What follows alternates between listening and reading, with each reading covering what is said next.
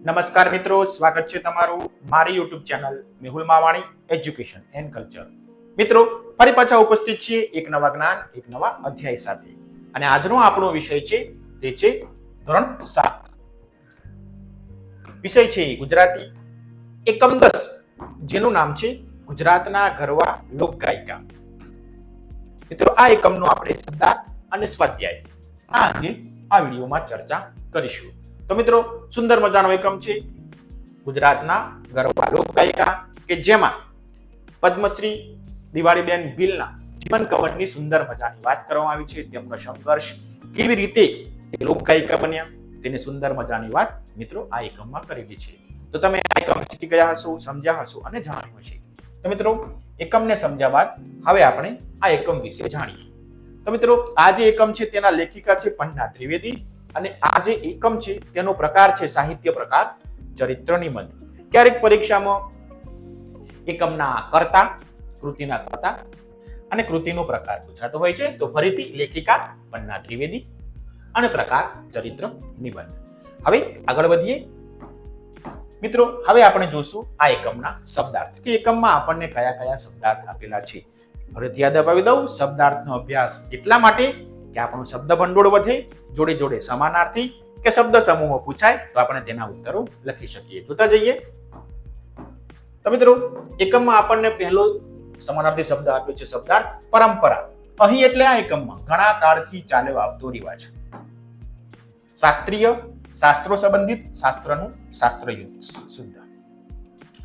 ધગશ એટલે કે દાજ. અહીં ઉત્કટતા, ઉત્સાહ કે કામણખારું. મિત્રો, શબ્દો છે, શબ્દોને બરોબર સમજતા જઈશું તો આપણને એકમ સમજવામાં પણ તકલીફ પડશે નહીં. ચલો આગળ. પાનેતર અર્થ કન્યાને પરણતી વખતે પહેરાવાનું ધોળું વસ્ત્ર. મિત્રો, આ શબ્દ સમૂહો માટે એક શબ્દમાં કદાચ પૂછાઈ શકે. દિવ્ય, દૈવી, અદ્ભુત, પ્રકાશમાન, સુંદર. આરાધના એટલે પૂજા અથવા સેવા. ચલો આગળ. સ્વાવલંબન પોતાના પર આધાર રાખનાર, સ્વનિર્ભરતા, આત્મનિર્ભરતા, સ્વશ્રય. તેડાઘર તેડી લાવનાર, તેડા કરનાર. ધ્વનિ મુદ્રણ ધ્વનિને અંકિત કરવો તે. રજળપાટ રજળ્યા કરવું તે, રજળવાની ધમાલ કે મહેનત. બોલબાલા ચલણ કે ચડતી કળા હોય તે, નામના અથવા કીર્તિ. નૈસર્ગિક એટલે કુદરતી. આગળ. પ્રતિભા એટલે કાંતિ. ક્રાંતિ નથી તો યાદ રાખજો, કાંતિ છે. પુરસ્કાર એટલે ઇનામ. રત્ન એટલે કિંમતી પથ્થર. અહીં મણિ વગેરે. અહીં એટલે મિત્રો આ એકમમાં યાદ રાખીશું. નવાજવું એટલે વધાવવું અથવા ભેટ આપવી. પાર્શ્વગાયક પાર્શ્વમાં રહીને ગાનાર વ્યક્તિ. નાટક કે ફિલ્મમાં પડદાની પાછળ રહી ગાનાર વ્યક્તિ. પ્લેબેક સિંગર એવું આપણે અંગ્રેજીમાં કહી શકીએ. સવાયું સવાગણું અથવા ચઢિયાત. આગળ. બેજોડ જેની જોડે નથી તેવું. તો મિત્રો, આ રીતે આપણે આપેલા શબ્દોના સમાનાર્થી શબ્દો અહીં જોયા. હવે જોઈએ મિત્રો આ એકમનો સ્વાધ્યાય. મિત્રો, આ એકમમાં ઘણા બધા રૂઢિપ્રયોગો આપ્યા છે. રૂઢિપ્રયોગ માટે આપણે 1 થી 10 પાઠ છે જે પ્રથમ સત્રમાં પૂછાય તેવા, તે તમામે તમામ એકમોના રૂઢિપ્રયોગો અંગેનો વિડીયો આપણે આ ચેનલ ઉપર, આપણા ચેનલ પેજ ઉપર અપલોડ કરેલો છે. તમે પ્લેલિસ્ટમાં જઈ ધોરણ 7 ગુજરાતીના પ્લેલિસ્ટમાં જઈ તે વિડીયોને જોઈ શકો છો, જેથી આજે પ્રથમ સત્રમાં જે રૂઢિપ્રયોગો અને કહેવતો પૂછાવાની છે તેના ઉત્તરો તમને મળી જાય. અર્થ અને વાક્યો સાથે ઉત્તરો લખેલા છે. હવે જોઈએ આ એકમનું સ્વાધ્યાય. સ્વાધ્યાયનો પહેલો પ્રશ્ન એટલે કે વાતચીત. જોઈએ વાતચીતમાં કયા કયા પ્રશ્નો આપેલા છે. વાતચીતનો પહેલો પ્રશ્ન, તમે જાણતા હોય તેવા ગાયક ગાયિકાના નામ લખો. મિત્રો, આ ઉત્તર તો તમને આવડે જ. જે ગાયક ગાયિકાના નામ તમને આવડતા હોય તે લખવાના છે. તો ઉત્તર આ પ્રમાણે લખીશું. લતા મંગેશકર, દિવાળીબેન ભીલ, વિક્રમ ઠાકોર, હેમંત ચૌહાણ, કુમાર સાનુ, ઉદિત નારાયણ, કૈલાશ ખેર, હિમેશ રેશમિયા, મનહર ઉધાસ, નેહા કક્કર, અલકા યાજ્ઞિક વગેરે ગાયકોને હું જાણું છું. આ સિવાય પણ ઘણા બધા ગાયકો છે જેને તમે જાણતા હશો, તો તે નામ તમારે અહીં લખવા. આગળ. બાળ ગાયક કલાકારના નામ લખો. બાળ ગાયક હોય કલાકાર હોય તેના નામ આ પ્રમાણે છે. તો કેતન દેવળિયા, શ્રદ્ધા પટેલ, ગૌતમ સાધુ, હરિઓમ ગઢવી, દિવ્યા પટેલ, રજત મહેતા જેવા જાણીતા ગુજરાતી બાળ કલાકારો અને ગાયક છે. પ્રમાણે ઉત્તર લખીશું. પ્રશ્ન 3, તમને કયા ગાયક ગાયિકા સાંભળવા ગમે છે? અને કે મિત્રો તમને જે ગાયક અથવા ગાયિકાને સાંભળવા ગમતા હોય તેનો ઉત્તર લખવો. મને જે ગમે છે તે આ પ્રમાણે છે. મને લતા મંગેશકરને સાંભળવા ગમે છે, કારણ કે તેમના ગીતો સુંદર, મધુર, અર્થસભર અને મનને ગમે તેવા હોય છે. તો મિત્રો આ રીતે મને લતા મંગેશકર સાંભળવા ગમે છે. એમ તમને જે ગાયક સાંભળવા ગમતા હોય તે લખવા. આગળ, તમે ક્યારે જાહેરમાં ગીત ગાયું છે? ક્યારે અને કઈ? હા, મેં અમારી શાળામાં પ્રાર્થના સભામાં તેમજ સ્વતંત્ર દિનની ઉજવણી પ્રસંગે મિત્રો સાથે મળીને દેશભક્તિ ગીત ગાયું હતું. એમ તમે મિત્રો કોઈ ગીત ગાયું હોય, ક્યારે ગાયું હતું અને કયું ગીત ગાયું હતું તે પણ તમારે લખવાનું છે. આગળ એનો ઉત્તર તો તમે જ લખી શકશો કે તમને કયું ગીત ગમે છે, કયું ગીત ગાયું હતું, ક્યારે. પ્રશ્ન 5 છે, ગીત સંગીતને લગતા ટીવી પર આવતા કાર્યક્રમો જુઓ છો? કયા કયા? વિદ્યાર્થીઓએ પોતાની રીતે ઉત્તર આપવાનો છે.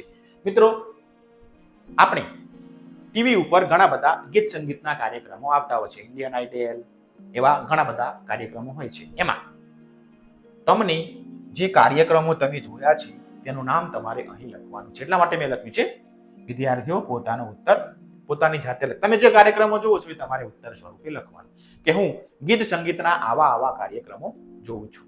આગળ હવે જોઈએ પ્રશ્ન 2. પ્રશ્ન 2 માટે મિત્રો તમારે હાથમાં પેન્સિલ લઈ લેવાની છે. હવે તમને પેન્સિલની જરૂર પડશે. જોતા જઈએ.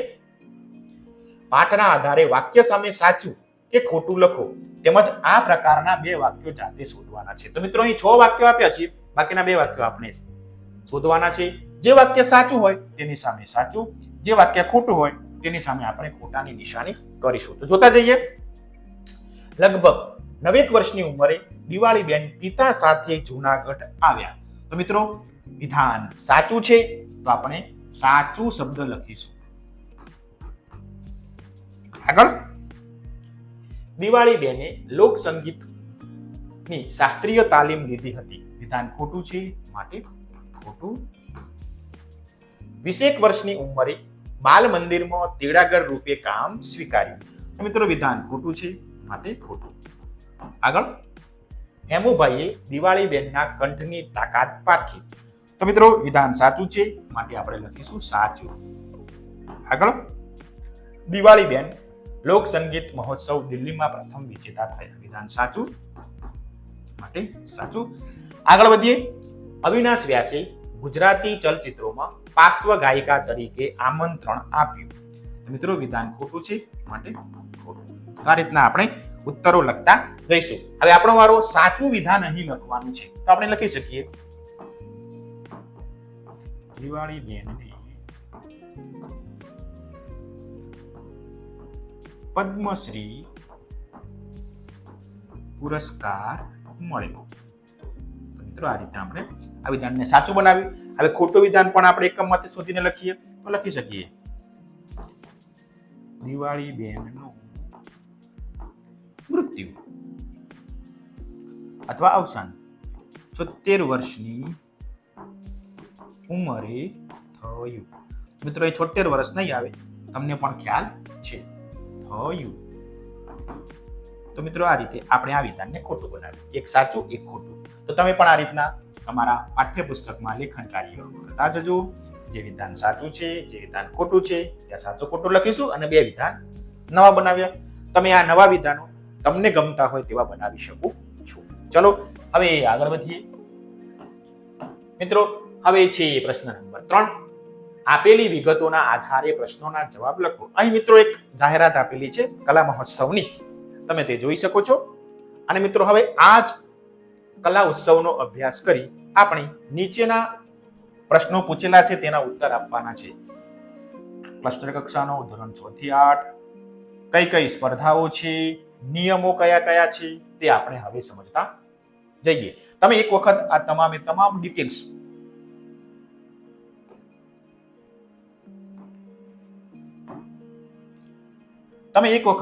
આ તમામે તમામ માહિતીને વાંચી લેજો, સમજી લેજો, જેથી ઉત્તર લખવામાં તકલીફ ના પડે. જોઈએ ઉત્તરો. પ્રશ્ન પહેલો, કસ્ટર કક્ષાએ શેનું આયોજન થવાનું છે? આપણને ખબર છે, કસ્ટર કક્ષાએ કલા મહોત્સવનું આયોજન થવાનું છે. પ્રશ્ન 2, આ ઉત્સવમાં કઈ કઈ સ્પર્ધાઓમાં ભાગ લઈ શકાય? આ ઉત્સવમાં ચિત્ર સ્પર્ધા, બાળ કવિ સ્પર્ધા, સંગીત સ્પર્ધા, જેમાં ગાયન અને વાદનમાં ભાગ લઈ શકાશે. આગળ જોઈએ હવે. પ્રશ્ન 3, કઈ સ્પર્ધામાં પોતાની પ્રસ્તુતિ 5 મિનિટમાં પૂર્ણ કરવાની છે? તો સંગીત સ્પર્ધામાં એટલે કે ગાયન અને વાદનમાં પોતાની પ્રસ્તુતિ 5 મિનિટમાં પૂર્ણ કરવાની રહેશે. એવું આપણે આગળના એટલે જાહેરાતમાં જોયું હતું મિત્રો. એક વિદ્યાર્થીને 200 રૂપિયા ઇનામમાં મળે છે. તેને કયો ક્રમ મેળવ્યો હશે? તો મિત્રો આપણને ખબર છે, જે વિદ્યાર્થીએ 200 રૂપિયા ઇનામમાં મળ્યા છે તેણે દ્વિતીય ક્રમ મેળવ્યો હશે. હવે આગળ વધીએ. એક વિદ્યાર્થી ધોરણ 5 માં અભ્યાસ કરે છે, શું તે આ સ્પર્ધામાં ભાગ લઈ શકશે? તો આપણને ખબર છે 6 થી 8 ની સ્પર્ધા છે, માટે નહીં.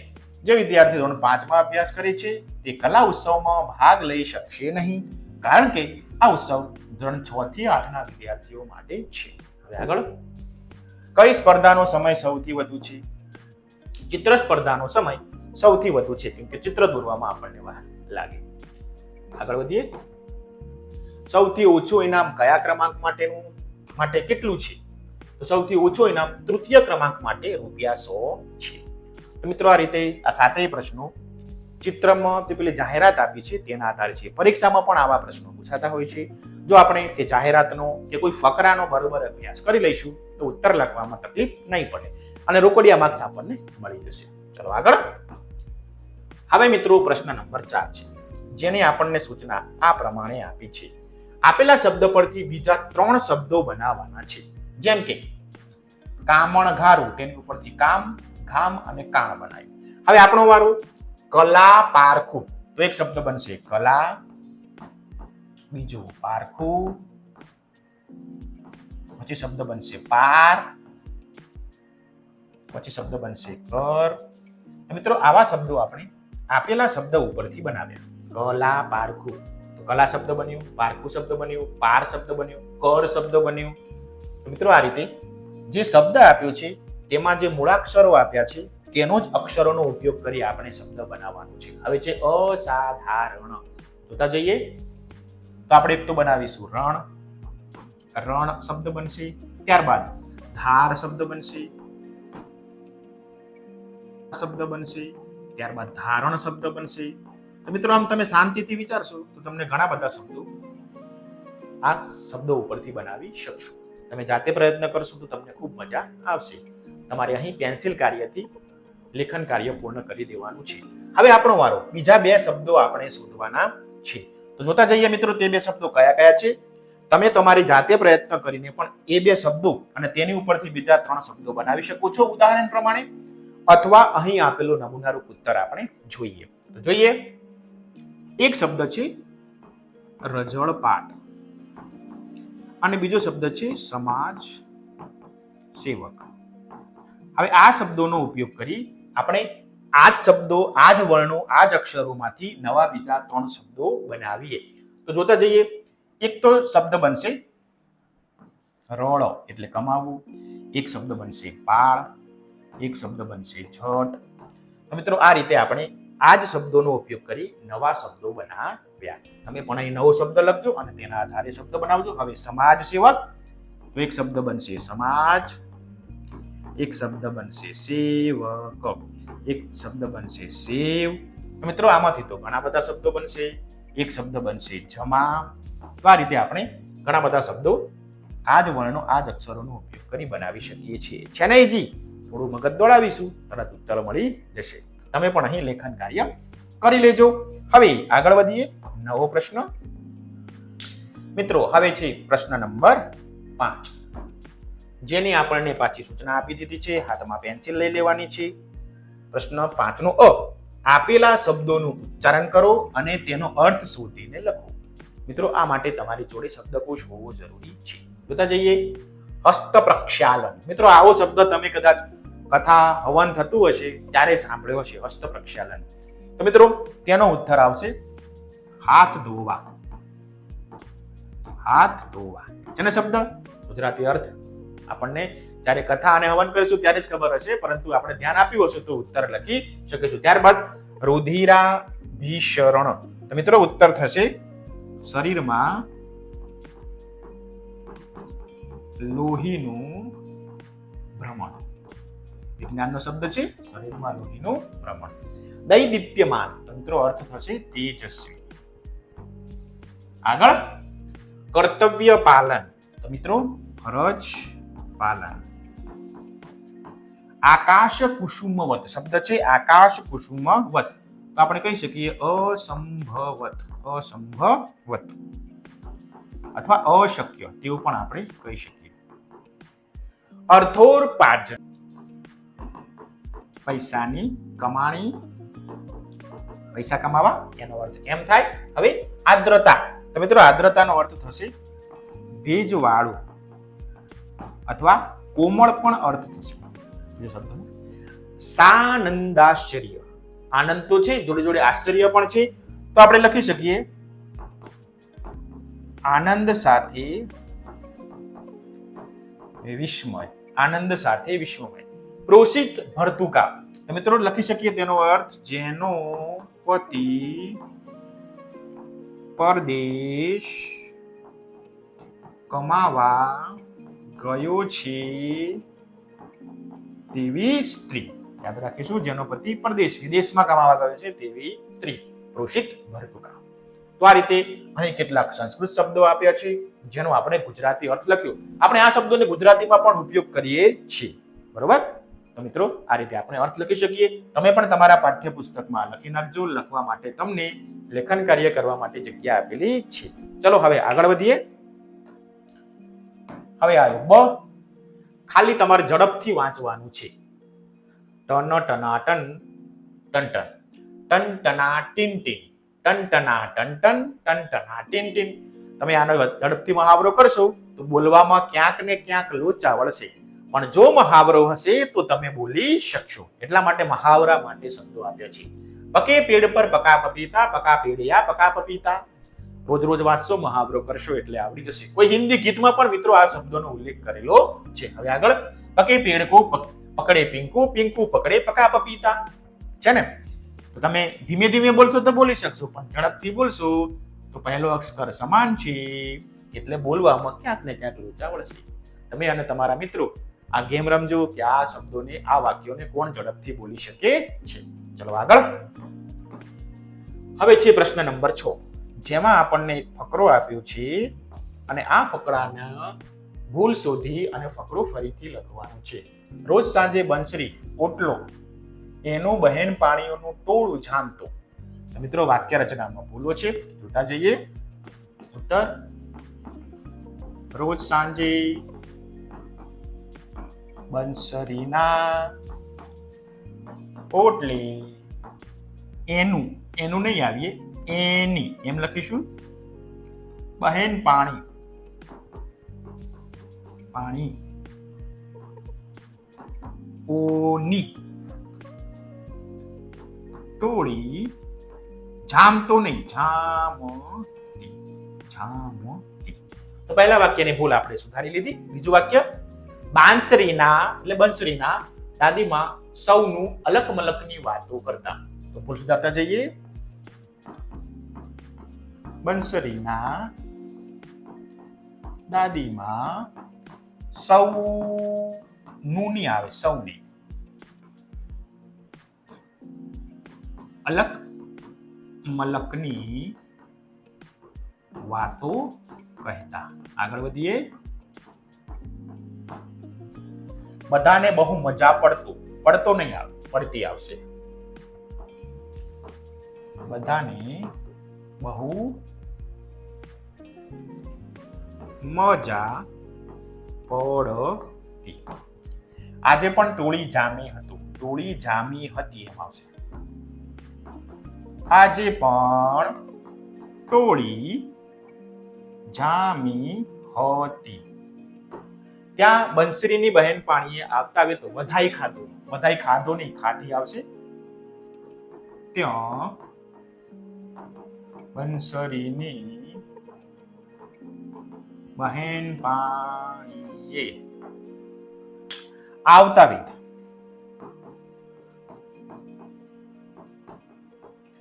વધાય, ખાધી,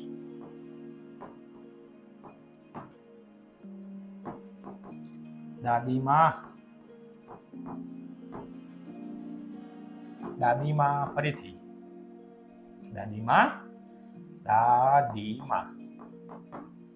તમને ખબર છો, ખબર છો નહીં આવે, તમને ખબર છે, તમને ખબર છે.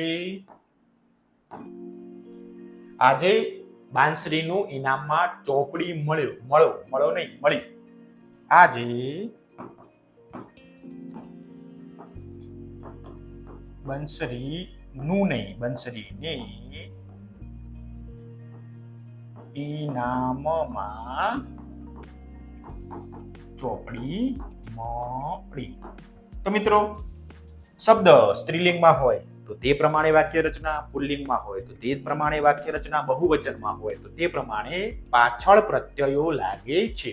તો મિત્રો જે જગ્યાએ પ્રત્યયોમાં ભૂલ હતી અથવા ક્રિયાપદમાં ભૂલ હતી તો આપણે તેને પણ અહીં સુધારી છે.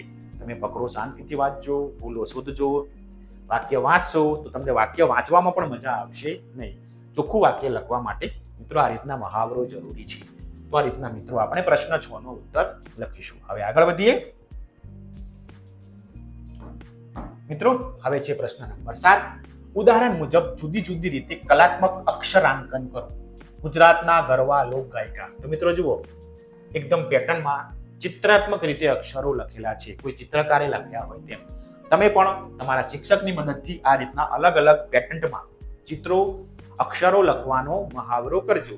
અહીં આ વાક્ય છે, આ સિવાય જય જય ગરવી ગુજરાત, મેરા દેશ મહાન, એવા તમે ઘણા બધા વાક્યો, સૂત્રો આ રીતના પેટર્નમાં લખી શકો છો, અલગ અલગ ડિઝાઇનમાં લખી શકો છો. આ રીતના અહીં તમારે અક્ષરાંકન કરવાનું છે. હવે આગળ વધીએ મિત્રો. હવે છે પ્રશ્ન નંબર 8, જેમાં આપણને સૂચના આપી છે, નીચે છાપામાં પ્રકાશિત થતા સમાચારોની હેડલાઇન આપી છે, જેને વાંચો અને હવે બીજી 4 હેડલાઇન આપણે લખવાની છે. તો પહેલા 4 હેડલાઇન વાંચી લઈએ. ચાંદા મામાના ઘરે ભારત, 55 લાખ કિલોમીટર અંતર કાપી ચંદ્રના દક્ષિણ ધ્રુવ પર ઉતરનારો ભારત પ્રથમ દેશ. બીજું, કાતિલ ઠંડીમાં કાશ્મીરથી જીવ, ધોળાવીરામાં 5000 વર્ષ જૂનું હડપ્પા પુનર્જીવિત થશે. બસ આજની રાત બાકી, વર્લ્ડ કપ ફાઇનલ માટે ટીમ તૈયાર, મેદાન તૈયાર, દેશ પણ તૈયાર. તો મિત્રો આવી તમે હેડલાઇન, આવા સમાચાર ટીવીમાં જોયા પણ હશે, સમાચાર ન્યૂઝમાં, અથવા જો તમારા ઘરે છાપું આવતું હશે, અખબાર, વર્તમાન પત્ર, તો તેમાં પણ આવા ન્યૂઝ, આવા હેડલાઇન તમે મોટા અક્ષરે લખેલી જોઈ હશે. પછી તેમાં નીચે ડિટેલમાં લખેલું આવે. તો હવે આપણે આવા બીજા 4 હેડલાઇન નીચે લખવાના છે. જોતા જઈએ ઉત્તર.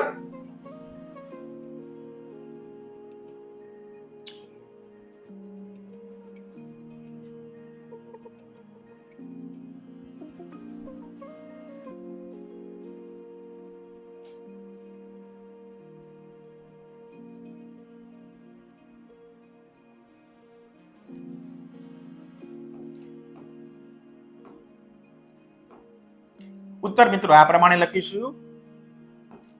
આજે અમદાવાદમાં વર્લ્ડ કપ ફાઇનલ 2023. મિત્રો આવી સ્પોર્ટની હેડલાઇન પણ તમે લખી શકો. આગળ વધીએ મિત્રો. નૈઋત્યનું ચોમાસું, કેરળમાં 2-3 દિવસમાં આગમન. મિત્રો આ રીતે પણ તમે કોઈ મોસમના સમાચાર હોય, તમે હેડલાઇન વાંચી હોય તો તે પણ તમે લખી શકો છો. આગળ જોઈએ હજી ત્રીજી હેડલાઇન. સોનામાં સોનો નજીવો ઘટાડો, ચાંદી સ્થિર. મતલબ કે સોનામાં 100 રૂપિયા ખાલી ઘટ્યા અને ચાંદીમાં 100 કોઈ પણ ઘટાડો વધારો નથી, ચાંદી સ્થિર છે. આગળ વધીએ હજી મિત્રો. ચોથી હેડલાઇન જોઈ લઈએ. આપણે 4 લખવાની છે. અહીં તમને ગમતી હોય તેવી હેડલાઇન લખજો. તમારા સ્કૂલમાં છાપવું આવતું હોય, તમારા ઘરે વર્તમાનપત્ર હોય, તમે ટીવી જોઈ હોય, તેના આધારે લખજો. આગળ,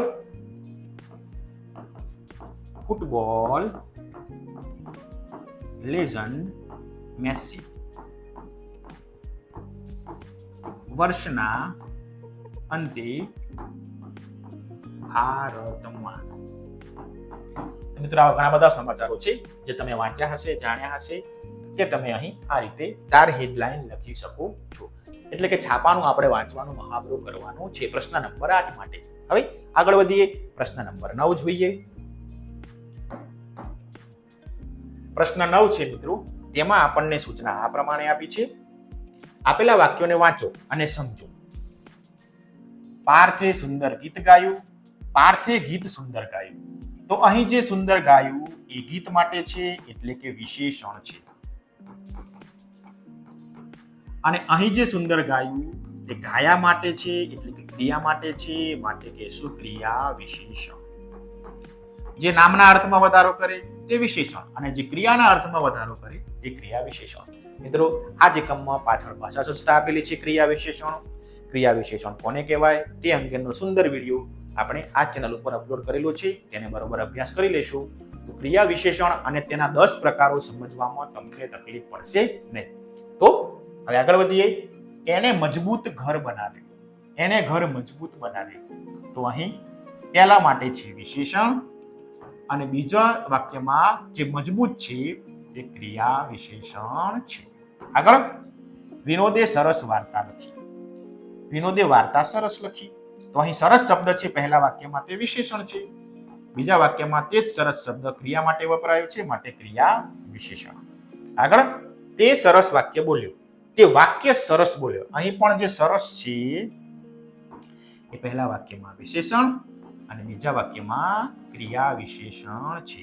તો મિત્રો, આ એકમમાં વિશેષણ અને ક્રિયા વિશેષણનો મુદ્દો છે તે તમે બરાબર સમજી લેજો. બંને માટેના અલગથી વિડીયો પણ બનાવેલા છે. તમે વાક્યને બરાબર વાંચશો તો ખ્યાલ આવશે કે વિશેષતા બતાવતું શબ્દ છે તેને વિશેષણ કહેવાય, પરંતુ જે શબ્દ સંજ્ઞાના અર્થમાં, નામના અર્થમાં વધારો કરે તે વિશેષણ, અને જે શબ્દ, જે પદ ક્રિયાના અર્થમાં વધારો કરે તેને ક્રિયા વિશેષણ કહીશું. યાદ રાખજો, ક્રિયા વિશેષણ હંમેશા ક્રિયાની આગળ આવે છે. ચલો આગળ વધીએ. હવે પ્રશ્ન 10. પ્રશ્ન 10 છે મિત્રો, તે પણ આ ક્રિયા વિશેષણને લગતો જ છે. તેને પણ આપણે બરાબર સમજી લઈએ. ઉપરની પ્રવૃત્તિમાં લખેલા વાક્યો ઉદાહરણો જ આપણે સમજાવીએ. જેમ કે પાર્થે સુંદર ગીત ગાયું. આ વાક્યમાં ગીત સુંદર હોવાની વાત છે. સુંદર એ ગીતનું વિશેષણ છે. પાર્થે ગીત સુંદર ગાયું. આ વાક્યમાં પાર્થની ગાવાની પદ્ધતિ સુંદર હોવાની વાત છે. કેવું ગાયું? તો સુંદર ગાયું. આ સુંદર ગાવાની ક્રિયાનું ક્રિયા વિશેષણ છે. ક્રિયાની વિશેષતા બતાવે છે, માટે આપણે કહીશું તેને ક્રિયા વિશેષણ. આપણે આગળના 5-6 વાક્યો જોયા. બીજા વાક્યોમાં આપેલા ક્રિયાના વિશેષણ શોધી કાઢો, અને ક્રિયા વિશેષણ વિશે તમારી સમજ અહીં તમારે લખવાની છે. હવે આપણે પ્રશ્ન નંબર 2 જોઈએ. અહીં આપેલા વાક્યોમાં ક્રિયા વિશેષણ શોધી તે ક્રિયા વિશેષણના આધારે બીજા વાક્યો બનાવવાના છે. તો મિત્રો, હવે આપણે અહીં ક્રિયા વિશેષણ શોધવાનું છે. મીના ખૂબ ધીમેથી બોલે છે. તો બોલે છે એ ક્રિયાપદ છે, અને ધીમેથી બોલે છે એ ક્રિયા વિશેષણ છે. તો આપણે લખશું ધીમેથી. તે ક્રિયાપદની વિશેષતા બતાવે છે, માટે ક્રિયા વિશેષણ. હવે આ ધીમેથી ઉપરથી વાક્ય બનાવીએ તો આપણે લખી શકીએ રામ ધીમેથી ચાલે છે. તે જ શબ્દનો ઉપયોગ કરી.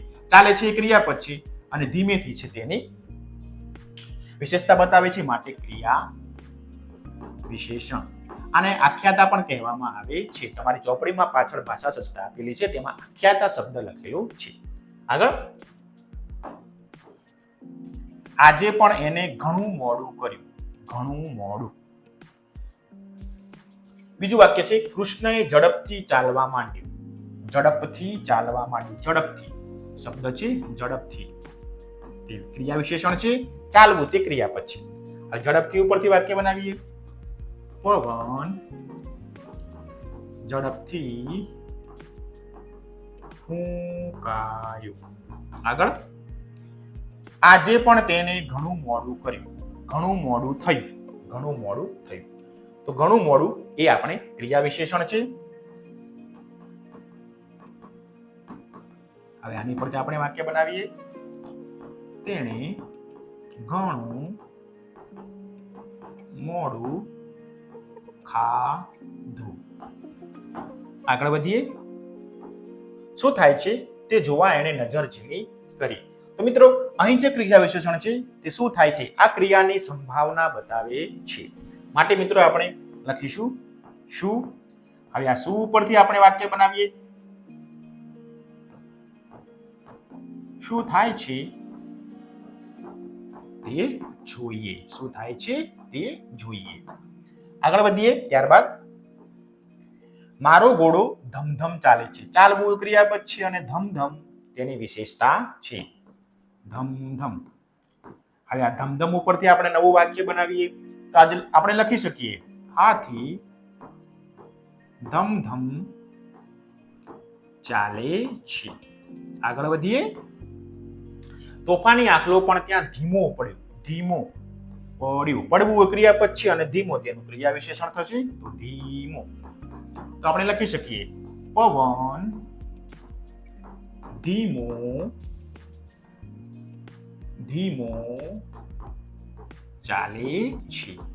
પવન ધીમો ધીમો ચાલે છે અથવા ધીમો ચાલે છે તો લખશો તો પણ વાક્ય રચના સાદી બની જશે.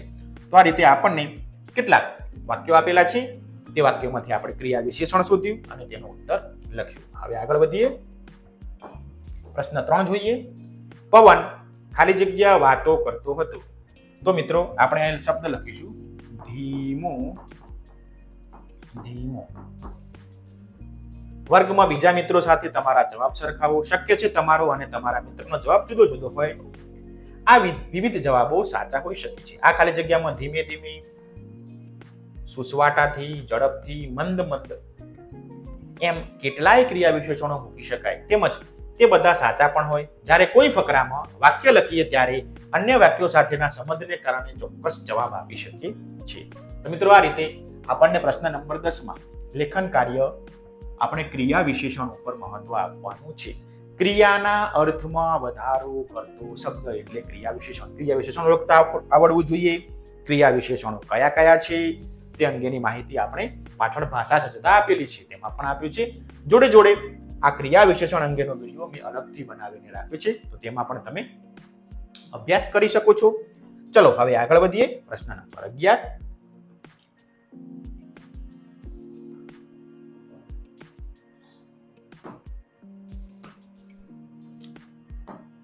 પ્રશ્ન 11 છે મિત્રો, જેનો ઉત્તર આપ્યો છે. પ્રશ્નોના જવાબ લખો. એકમના આધારે આપણે પ્રશ્નોના ઉત્તર લખવાના છે. પહેલો પ્રશ્ન, બાળપણથી જ દિવાળીબેન સમજદાર હતા એમ શાના આધારે કહી શકાય? તો જોઈએ ઉત્તર. દિવાળીબેનના બાળ લગ્ન થયા અને બે જ દિવસમાં તેમણે સાસરેથી તેડાવી લેવામાં આવ્યા. તેઓ નાની ઉંમરમાં જ સમજતા હતા કે લુગડાને થીગડું દઈ શકાય પણ ભેટને કંઈ ઓછું થીગડું દેવાશે.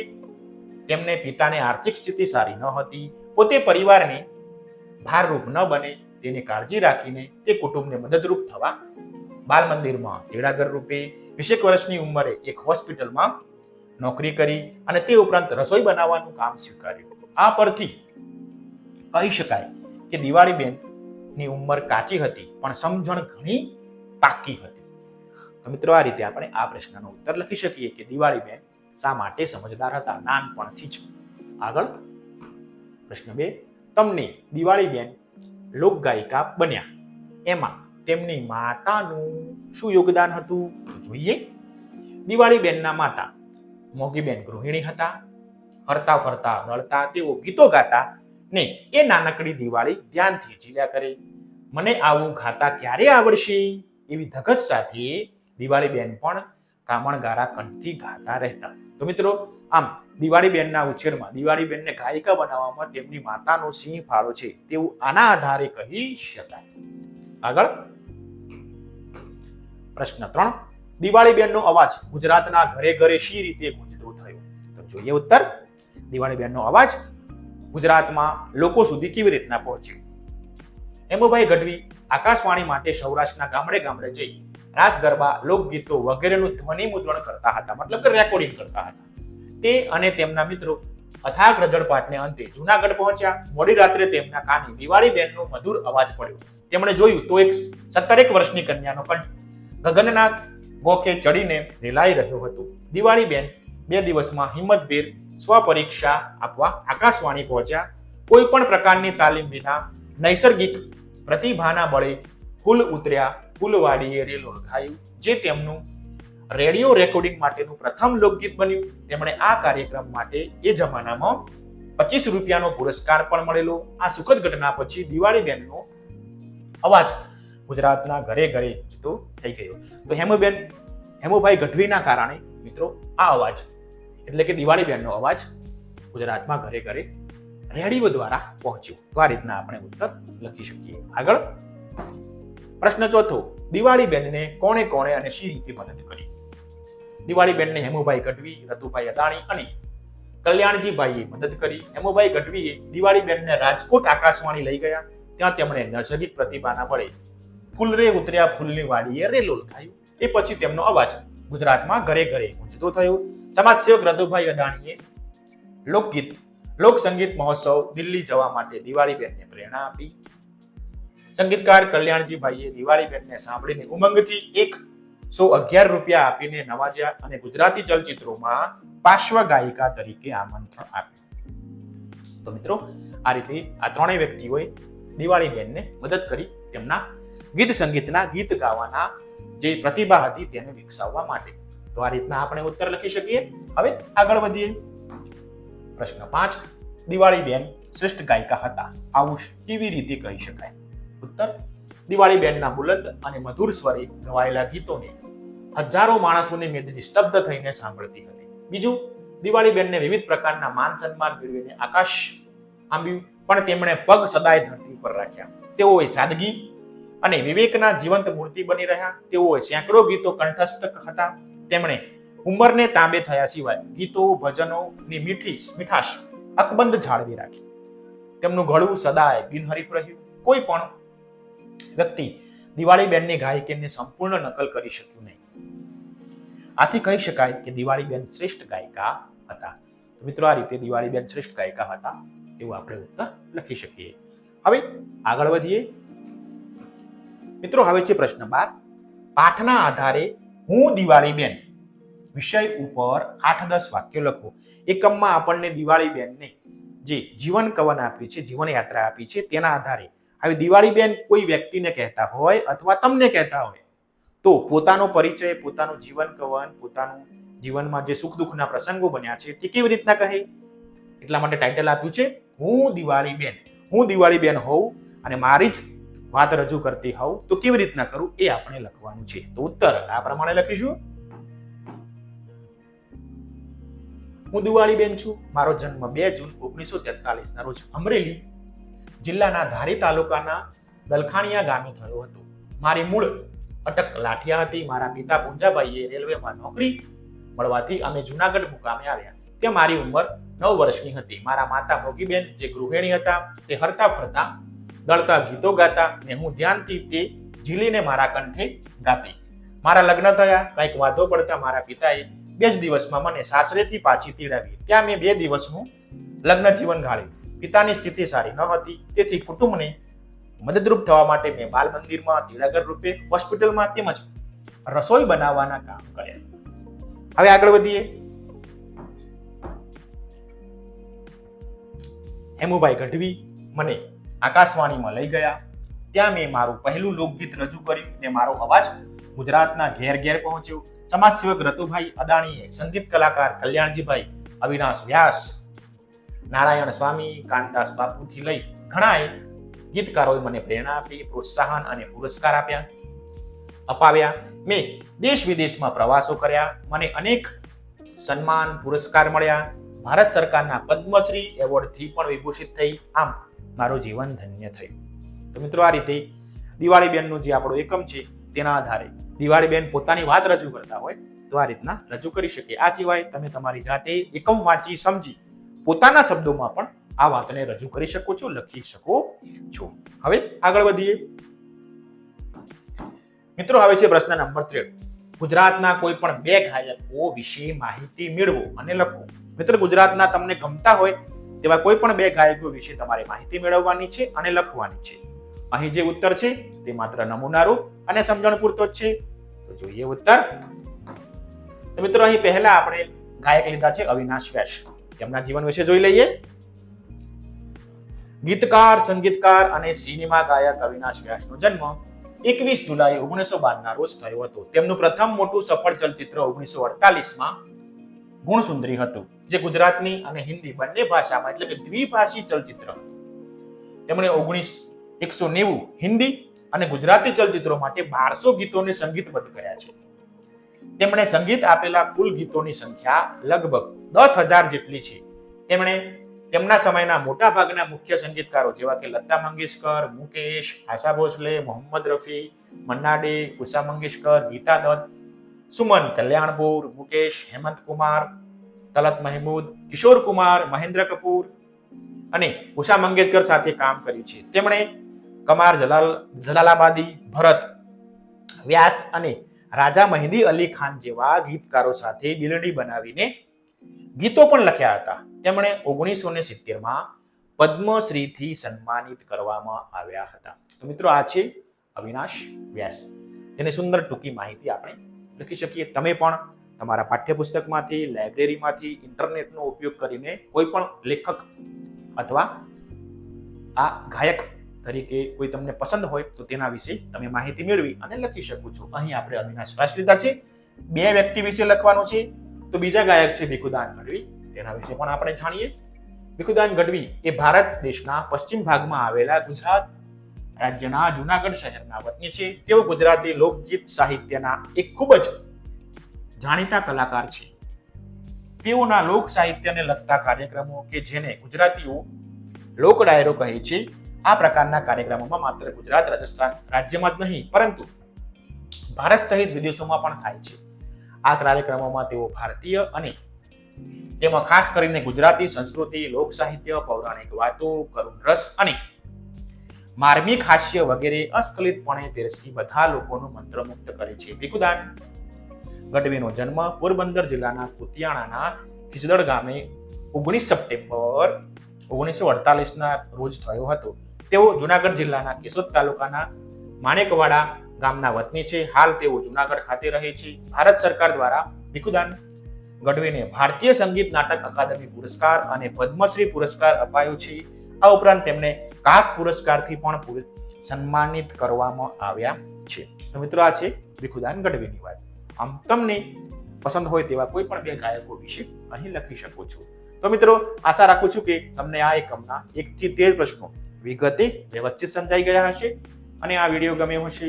જો આ વિડીયો ગમ્યો હોય તો અમારી બંને ચેનલને સબસ્ક્રાઇબ કરી દેજો.